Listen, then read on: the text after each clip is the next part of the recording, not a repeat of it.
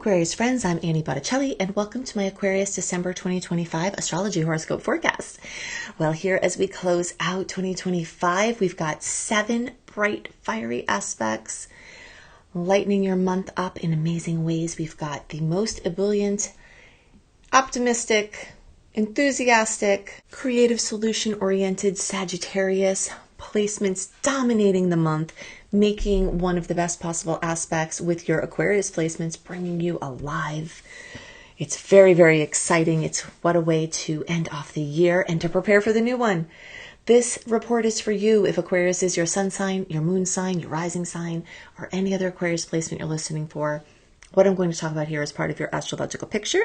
Very late degree Aquarius friends, so birthdays like February 15th through the rest of the sign, or 23-degree placements through the rest of Aquarius. I suggest you additionally listen to my Pisces report, as you very late degree friends will benefit from both readings.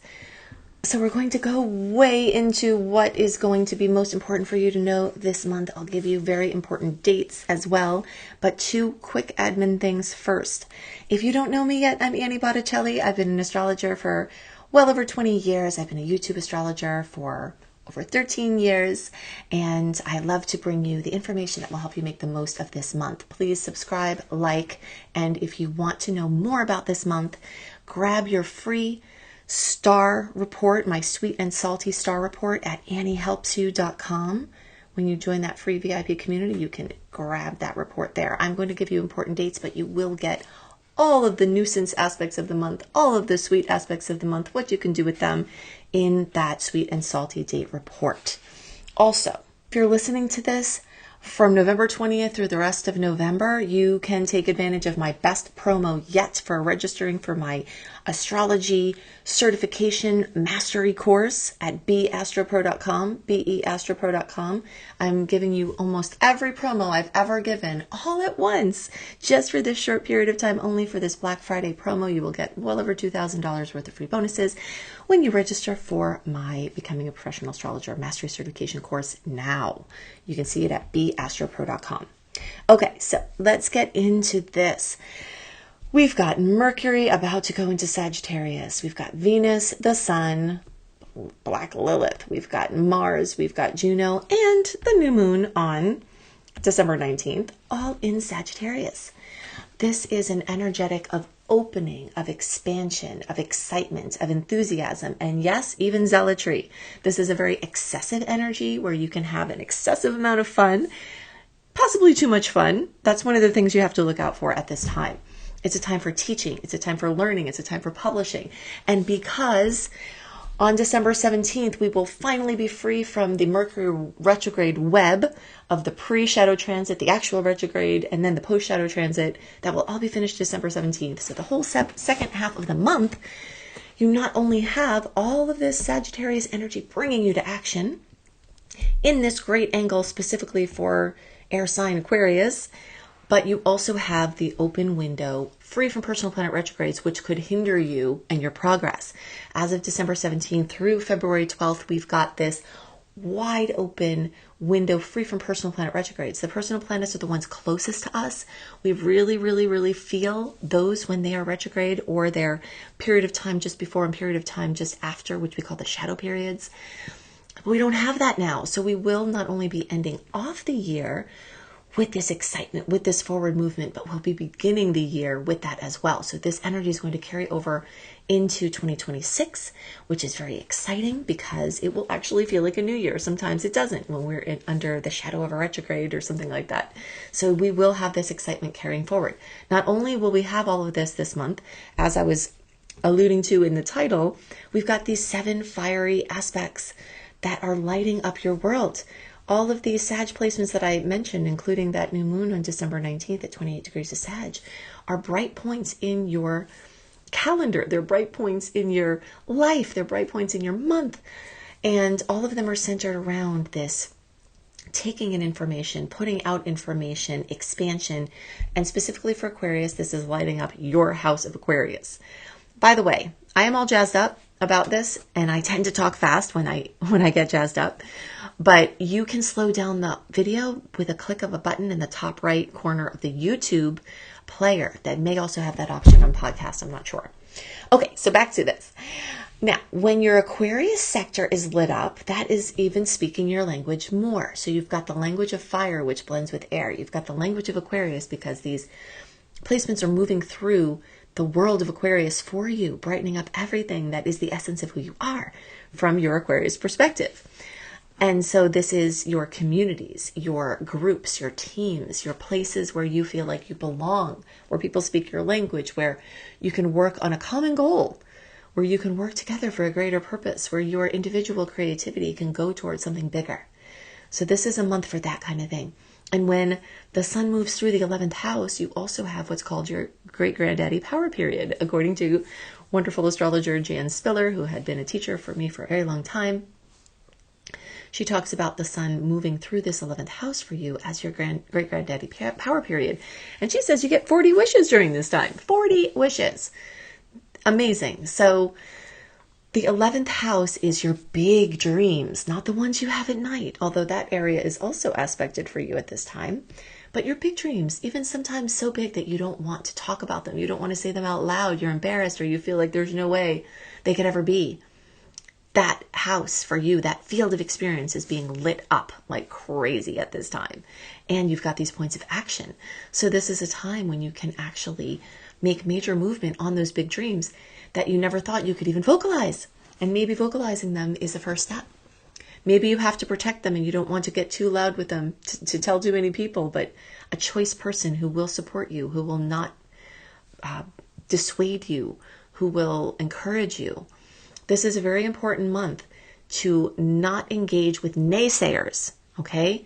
Because you've got these dreams, they could be vulnerable, you've got to take action, you've got this window, and you know that there's probably at least one person, possibly more in your life, that when you feel this compulsion, for whatever reason, yet unresolved, to tell this person or these people those types of exciting dreams that you have, that they somehow squash them, just with one word even. So you need to stay away from them this month. I think it's probably better off to curb your sharing with those people as a bigger general practice, but maybe now could be the time for setting that pattern. All right, so you want to surround yourself by positive people, by optimistic people, whether you have to join a support group, whether you join a group online, whether you see people in person, whether you make it a mission to meet with the people who will support what you are trying to do, because there is so much energy that wants to manifest for you at this time, okay? So take advantage of that. A couple more things here. December 4th, we've got a full moon at 13 degrees of Gemini. Gemini is a fellow fire sign. Amazing. Very, very, very exciting. So it's lighting up the energy of Gemini, which is information, communication, also a mutable energy like Sagittarius, upward spiral, taking in lots of information this month and putting it out. And these new moon points and full moon points are especially full of that energy. Social interactions all month long. Something important to communicate regarding your bucket list, regarding your true love, regarding your children or your wishes for a family, regarding your creative projects. If you're a writer or wanting to publish something, this is an amazing time. And even though here on December 4th, we're not quite out of that shadow yet for a new launch, this could still be a time when you give some important information, especially if it's relating to something short term. Promos, anything having to do with sharing information that can be relevant for something important for you and for other people. So all of you can get the goodies from this energy around December 4th. So basically the whole first week of the month is lit up with this. And it's accentuating your 5th house of Leo, which is, what lights you up like a sunflower. I always like to think of the 5th house as the thing that makes you feel like a sunflower, where you're rising with joy, and all of how I feel it is like all of your cells are just opening towards the sun, like petals on a sunflower. Whatever makes you feel that way, this month is full of that, and this particular first week is especially full of that. So as I said, all of the Aquariuses can get goodies from this. Those of you closest to 13 degrees may see this more noticeably or more excessively. We'll dial that back 5 degrees in each, down to 8, and we'll go up to 18 degrees. For you may feel it more within that window, and that will relate to around the 3rd or 4th of February birthdays through around the 13th or 14th of birthdays, and the closer you are around the 8th or 9th of birthdays, the more you may get a noticeable outcome. But if you're not in that zone, don't worry, you still get the goodies. But if you're getting a direct connection with your Aquarius placement, you may see even more from it. A couple of other important things to note about this month. We do have quite a few nuisance aspects, twice as many as sweet aspects. Those are the things that I tell you about in the Sweet and Salty Dates, where you can grab that free report at anniehelpsyou.com. But you will see these road bumps sort of throughout the month. And we do have a very big mega aspect that has been occurring for months that is exact this month, and the days are on the 21st. And that is with Jupiter, the expander, and Chiron, the wounded healer. So something wants to heal that is stopping your expansion, and this could be the time that that could happen. All right, so look out for those opportunities to, again, voice something, to, and specifically voicing something, because Chiron for Aquarius is in the 3rd house that is ruled by Gemini, which rules communication. Okay, so I told you that Gemini energy would be present all month, especially around the new moon time, the full moon time, but you're feeling it in a long-term way from this aspect lighting up this 3rd house. So there's something going on where you have to heal in order to expand, and you'll have opportunities to do that. Something else to know about this month to keep things in perspective is that we are in a time where we're free from eclipse season. Things that happen along the North and South Node path that is, moving through Pisces and Virgo from the end of 2024 into 2027 can occur at any time, but we have these hot spots of transformation that occur at eclipse time and the 4 to 6, sometimes more weeks before and after those points. But we're not in that now. So we don't, there is a telltale energetic that happens with eclipse times. If you've been watching my work and you've been following as I've been reporting this play by play, then you're starting to see it, you're noticing it, you're getting it, and we're not in it now. So that is really exciting because your nervous system gets to relax from the changes that happened recently from the last eclipses and the changes that will be coming once we start to get like mid-January and beyond. We start to get into eclipse season with the eclipses in February and March. We've got a new eclipse set that's starting to happen there, as well as the Pisces Virgo continuing. So that will be a lot of change, but we're not in that now. So I just wanted to mention it so that you can enjoy and recognize this period of time for what it is, which is a nice break point in between those major portals of change. And of course, it must be said that we can't see your personal chart. You may be undergoing radical change from personal planet transits that are being hit by outer planet transits, or something going on in your specific chart that can happen at any time. But from the general astrology scene, what I'm saying here about the eclipse break is true. Okay, so as the month progresses, it's starting from the beginning of the month. We do have Vesta and Astrea in Capricorn. And as the month progresses, we're going to get Mars, get the Sun, we'll get Venus. Mercury's going to move along to move into Capricorn. As December progresses and into January, we're going to have a massive Capricorn party.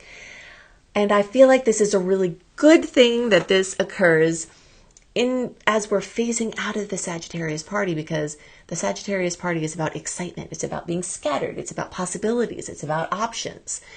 It's about expression and experience. And Capricorn grounds in all of those potentials into actualizations. So the discernment process develops over the month where all of these possibilities brighten up.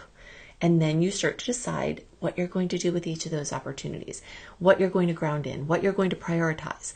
So that is happening as the month progresses. This may turn into a very internal process, because even though the Sag energy is very social, the Gemini energy we have is very social, it's accentuating your social nature, you will see it. This growing Capricorn energy is going to want to pull you into introversion, pull you into think about the opportunities that came, to do something with, to get to work, to get to writing, to get to thinking or resting from this massive, energetic output. And also making those decisions as we talked about will be very, very ripe and ready to happen at this time. Sagittarius energy is not disciplined, but Capricorn energy is. And so you will notice the discipline continuing to progress. You know, you may put off things, get wrapped up into the fun of the holidays and all of this excess energy, and then start to kind of ground in to build your new year, to get your New Year's resolutions or intentions, to plan ahead, to get, you know, things straight for what you're trying to create this upcoming year. And you've got this wonderful time to do it, December 17th through February 12th. I can't remember if I mentioned that if you go to AnnieHelpsYou.com and go scroll down to the Secret Star portal, you will find my 2026 retrograde and direct tides, basically my planning calendar. Because when we are in an open period like this, it's easier to see the future, you know, where you want to go. It's easier to plan. When we're in the personal planet retrogrades, it's more difficult. It's also harder to launch things at those points. So I make a wonderful calendar in that Secret Star portal to help you for the rest of 2026. You've got, you know, the first part covered here because you know through February 12th, you're good to go.